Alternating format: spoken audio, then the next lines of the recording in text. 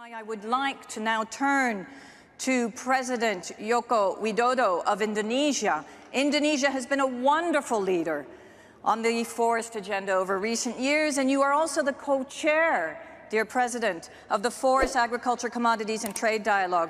So please, I hope you will also indicate to us how this is going forward. Welcome. Yang Mulia Boris Johnson, Yang Mulia Ivan Marquez, Bapak Ibu yang saya hormati.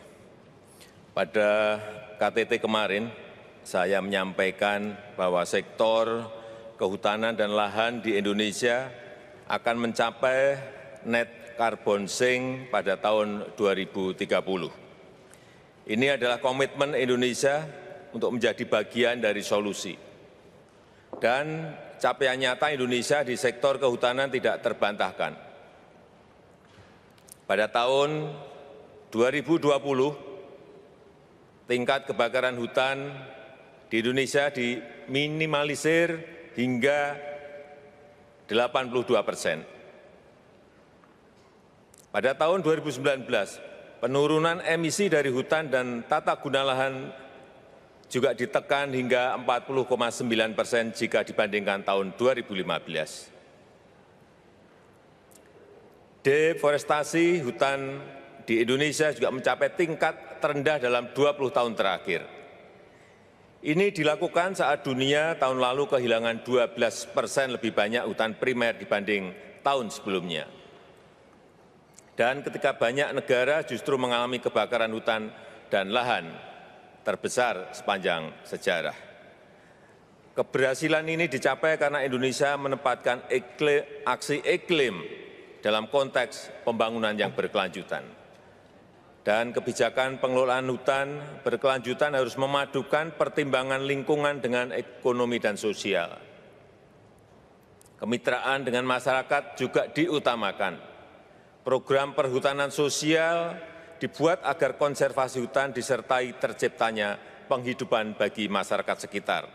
Hal ini penting karena 34% dari seluruh desa di Indonesia berada di perbatasan atau di dalam hutan kawasan. Jutaan masyarakat Indonesia menggantungkan hidupnya dari sektor kehutanan. Menafikan hal ini bukan saja tidak realistis, namun juga tidak akan sustainable. Bapak Ibu sekalian, perkenankan saya berbagi perspektif menjadikan hutan bagian dari aksi iklim global.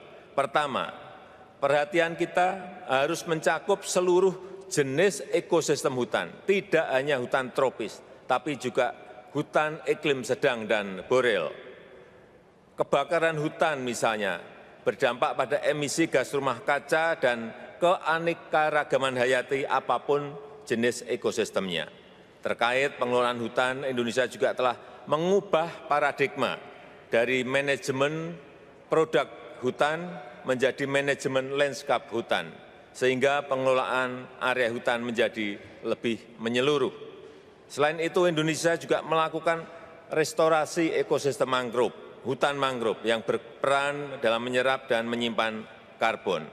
Indonesia memiliki lebih dari 20% total area mangrove dunia, 3,3 juta hektar hutan mangrove di Indonesia, terbesar di dunia. Kedua, mekanisme insentif harus diberikan bagi pengelolaan hutan secara berkelanjutan. Sertifikasi dan standar produksi harus disertai market incentives, sehingga berfungsi mendorong pengelolaan hutan yang berkelanjutan bukan menjadi hambatan perdagangan. Sertifikasi, metodologi, dan standar harus didasarkan pada parameter yang diakui secara multilateral, tidak dipaksakan secara unilateral dan berubah-ubah. Sertifikasi harus berkeadilan sehingga berdampak pada kesejahteraan utamanya para petani kecil. Sertifikasi juga harus mempertimbangkan semua aspek SDGs sehingga pengelolaan hutan sejalan dengan pengentasan kemiskinan dan pemberdayaan masyarakat. Ketiga, mobilisasi dukungan pendanaan dan teknologi bagi negara berkembang. Komitmen harus dilakukan melalui aksi nyata, implementasi nyata, bukan retorika. Memberikan bantuan bukan berarti dapat mendikte, apalagi melanggar hak kedaulatan suatu negara atas wilayahnya. Dukungan harus country-driven, didasarkan pada kebutuhan real negara berkembang pemilik hutan. Bagi Indonesia, dengan atau tanpa dukungan, kami akan terus melangkah maju. Kami kembangkan sumber-sumber pendanaan inovatif, di antaranya pendirian Badan Pengelola Dana Lingkungan Hidup, penerbitan Green Bond, dan suku hijau atau Green Suku, serta mengembangkan mekanisme nilai ekonomi karbon sebagai insentif bagi pihak swasta dalam mencapai penurunan emisi. Para pemimpin, 90% penduduk dunia yang hidup dalam kemiskinan ekstrim bergantung pada hutan. Penyalahgunaan isu climate change sebagai hambatan perdagangan adalah kesalahan besar. Hal ini akan menggerus trust terhadap kerjasama internasional mengatasi climate change dan malah menghalangi pembangunan berkelanjutan yang justru sangat dibutuhkan. Pengelolaan hutan dalam kerangka pembangunan berkelanjutan menjadi satu-satunya pilihan. Kami siap berbagi pengalaman dan pengetahuan untuk itu. Mari kita kelola hutan yang pro-environment, pro-development, dan people-centered. Ini adalah tujuan utama dari Forest, Agriculture and Commodity Trade Dialogue yang diketuai bersama Indonesia dan Inggris.